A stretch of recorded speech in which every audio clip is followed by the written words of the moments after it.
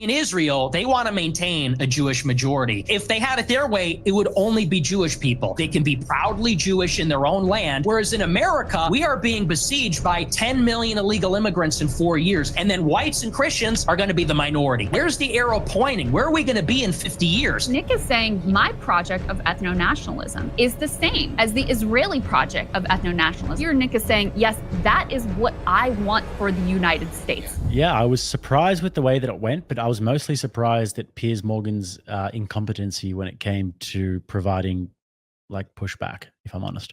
I was a little nervous. It's been a while since I did a combative interview with a liberal before, but I locked in. That's that simple. I got dialed in. I locked in. I prepared. I strategized. I studied.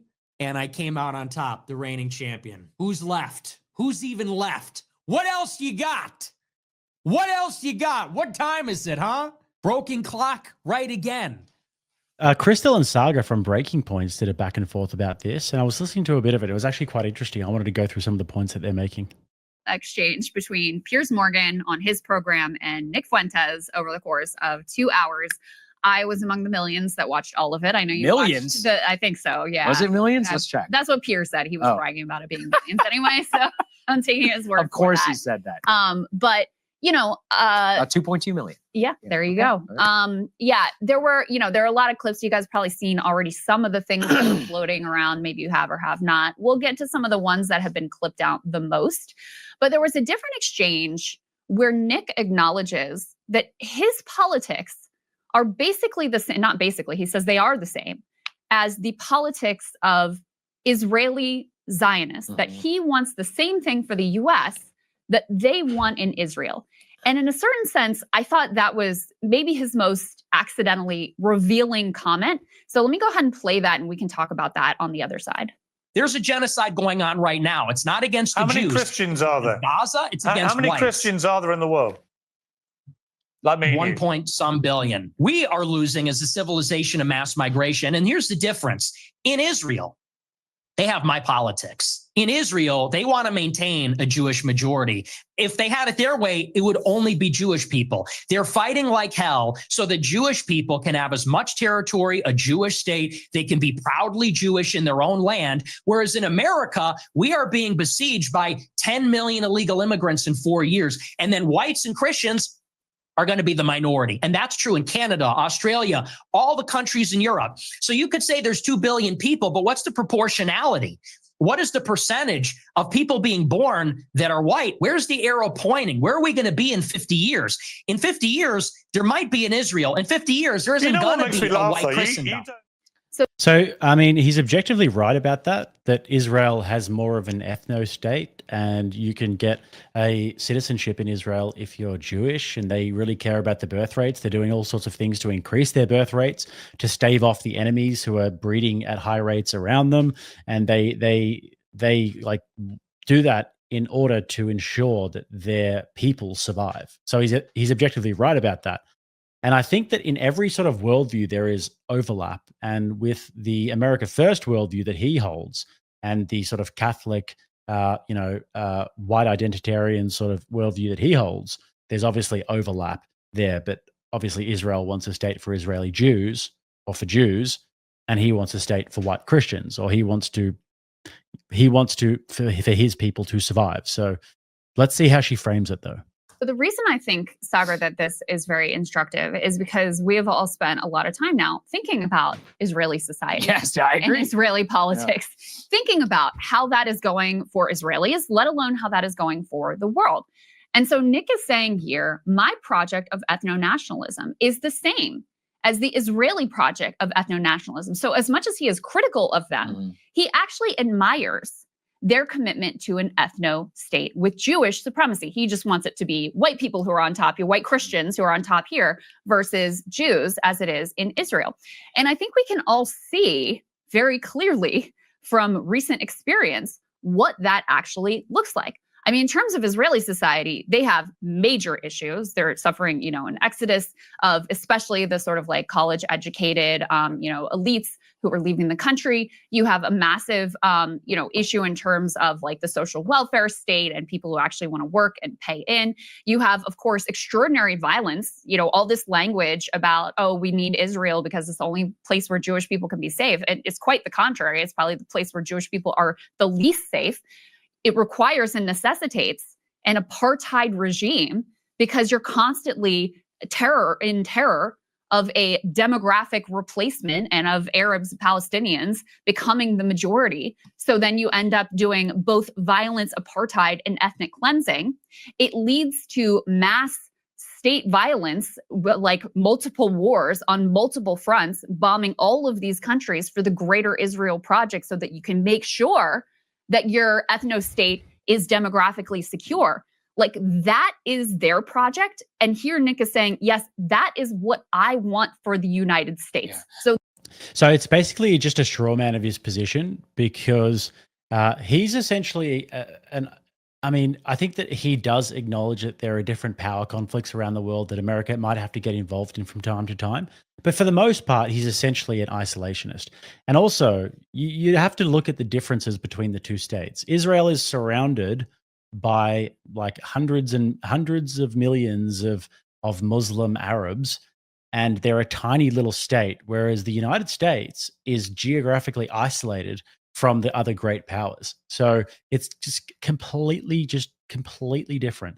And Israel obviously has the conflict with the Palestinians, and so that's what's caused there to be this sort of current war that we're seeing. But the United States doesn't necessarily have the same thing. They don't even have any competitors who are around them. No one in Latin America or in their sort of immediate sphere of influence is even remotely powerful. They're basically all just always rising and falling to communism. So completely different scenarios. That's why I think that comment to me was so interesting. Not just interesting. That is the fundamental problem for the American Zionist project, because the American Zionist project is that Israel is defense of Western values. And he is saying, actually, no, it is representative of my vision for an ethno-nationalist American state. And in a lot of ways, he's honest about it, right? He's right. And I think that's part of the problem is we all, at least most of us with our eyes open, we see that society now for what it is. Now, I would say if you look at the right, left. There's also another very, very important distinction to be made here. One of them is a Christian nationalist movement, and one of them is a Jewish ethno-state. That's a completely different ethical system.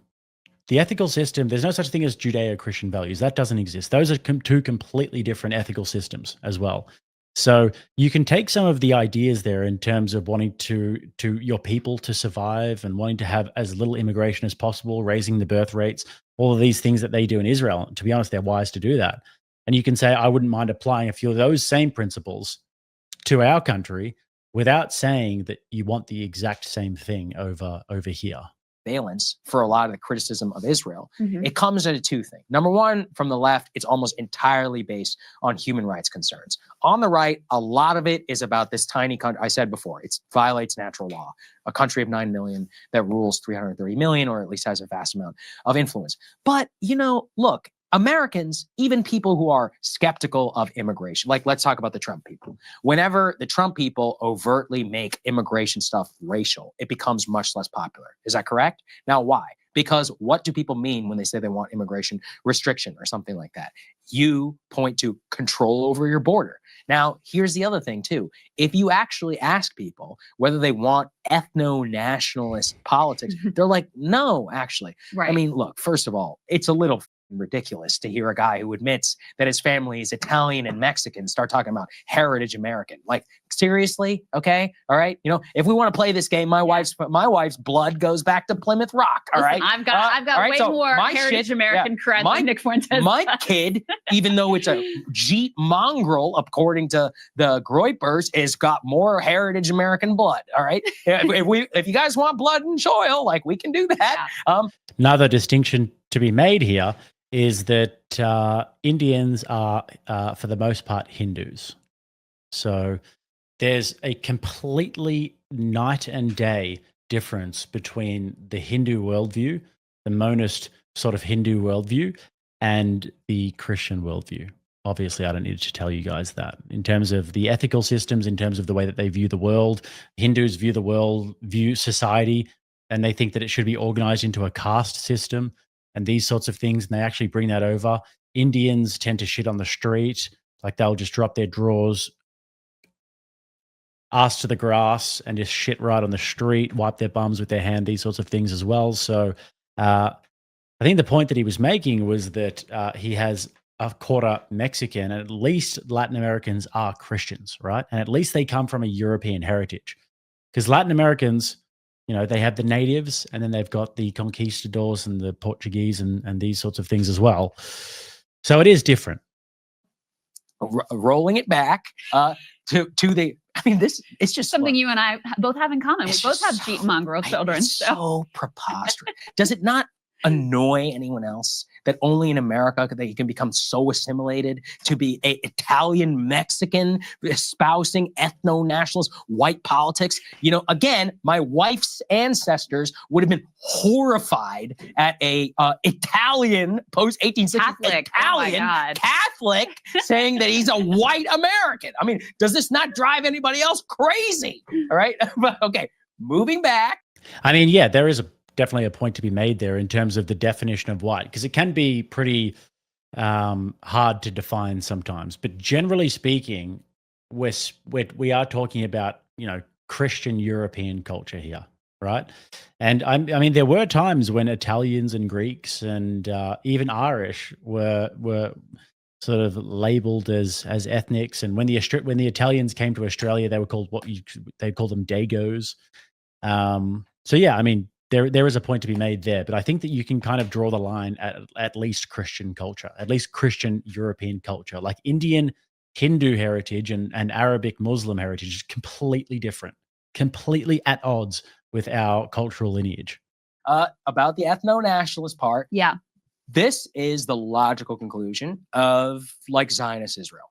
And that's a nightmare. Yeah. Because Israel has always relied on, we are better than everybody else. Yes. We are better than these barbarian Muslims who live in Doha. And by the way, look, I lived in Qatar, okay? I don't want to live in an Islamic country. It f***ing sucks, if you ask me. Completely out of step with most Western values. I don't want that bullshit over here. But they want that shit. That's what I'm saying. They want that in their own, you know, version to be imported here. That's part of what drives me crazy. I mean, they're the most identitarian people in the world.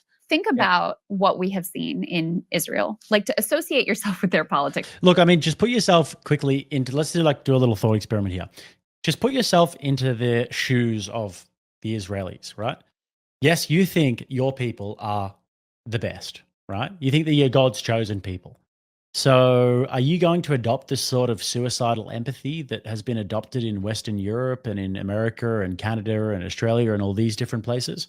Because if you do and you say, oh, you know, we're all equal, let's just all, let me grab Syria's hand, let me grab Lebanon's hand and everything, and let's all just hold hands and we can just, you know, sail off into the sunset. No, you're going to do the total opposite if you want to ensure your survival.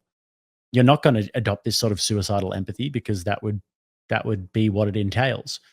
The logical conclusion of suicidal empathy is what it entails, and that's what these Christian countries are doing at the moment. So, I mean, if you were in their shoes, what would you be doing? So it's not even necessarily like you hate them for what they're doing. You can kind of understand it, but you have to essentially play the game, really. To me at this point is, it's honestly wild. Just this week, we didn't even get around to covering it because there's so much psycho shit that they do. Ben-Gvir and his acolytes, who are members of the government, their new symbol, their new pin that they're wearing around, I know. Yellow. Hang them. It's meant to look like the hostage ribbon, but if you look closely, it's a noose. Yeah. It's a noose. The symbol of racial terror, like the national global symbol. So now she's going into criticizing all of these different things that the Israelis do and basically strawmanning the position of the Christian nationalists and those who would say that we would adopt elements of that. There are elements of what they're doing that we would adopt a similar sort of strategy in terms of protecting your cultural lineage. Now she's going to look at all the different things that the Israelis are doing and saying, well, you want to do this and this, but obviously there's no pushback here. And it's just a total straw man of the position. Symbol of racial terror. That's what they're wearing. Why are they wearing that? Because they want the right to execute the Palestinian detainees that they are holding, some of whom are children, none of whom ultimately, or very few of whom ultimately even face charges. They're just randomly pulled. If you're military age men, you're just assumed to be guilty. So there's that. We all witnessed the right to rape protests and the way that the rapists are celebrated in the country. Like, that is a natural extension of the Israeli Jewish supremacist ethno-nationalist project. Yep. So she said the counter there, but she doesn't realize that she just countered her own argument, because she said that is the product of an ethno-nationalist Israeli Jewish project. But where in Christian ethics is it okay to rape or murder or any of these sorts of things? Like, where can you actually, and where can you point to prescriptions from the American Christian nationalists, for example, that say that they want to do these sorts of things?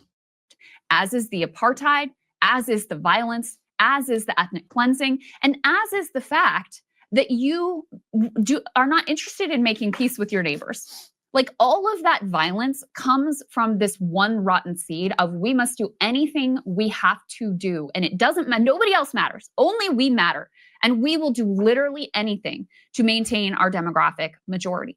So let's just be really, like, he is telling you those are his politics. And that is perfectly in line with. No, he's just not. Like, he's just not at all. So what she's done is she's obviously, you guys can see what she's done. She's smuggled in a bunch of aspects of, like, the worst aspects of the Israeli regime and the things that they're doing over there. And she smuggled that in and said, well, he also believes in this. When he clearly said that what they're doing over there is they're trying to protect their people, and they have this sort of ethno-nationalist project where they want to protect Jewish Israelis. And he's saying that he wants to protect white Christian Americans. And now she's saying that, well, the entailment of that is that you will end up, supporting rape. And the entailment of that is that you will end up committing genocide and ethnic cleansing and these sorts of things, when that's just totally not the point whatsoever. Everything else that he said. And the reason I appreciated this interview with Piers is because Nick has been doing, like, he just did one with Steven Crowder that was so embarrassing. I'm sorry. It was Steven Crowder. That was, you don't have to say sorry. Humiliating. It was humiliating because from the jump, he's clearly afraid of Nick and his audience, and everything's like, now you said some things I don't agree, but I think you were just joking. I think you're taken out of context. Like, let me give you the floor to explain that you're really much more reasonable and moderate, that these bad people want to make you out to be. The Tucker interview, also embarrassing, right? He's been going on this tour, and now he's sort of like, can't be denied anymore. So, everybody's going to talk about him and everybody's going to talk to him.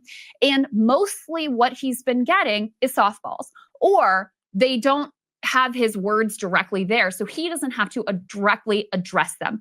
Now, there are parts of this that I would have handled differently, but Piers, like, to his credit, he's good at this type of interview. He's not afraid of confrontation. He's quick on his feet. He had a moment where he had a couple moments where he caught Nick in some things that were like logical inconsistencies that I thought was very clever to do in the moment. He doesn't handle everything the way that I would, but he kind of forced Nick to actually be straightforward about what are your actual views. Are these jokes or are these not jokes? And I think that was at this point where we are with him being uncanceled and him being in the mainstream and having all this influence and all of that. I think that was important to do.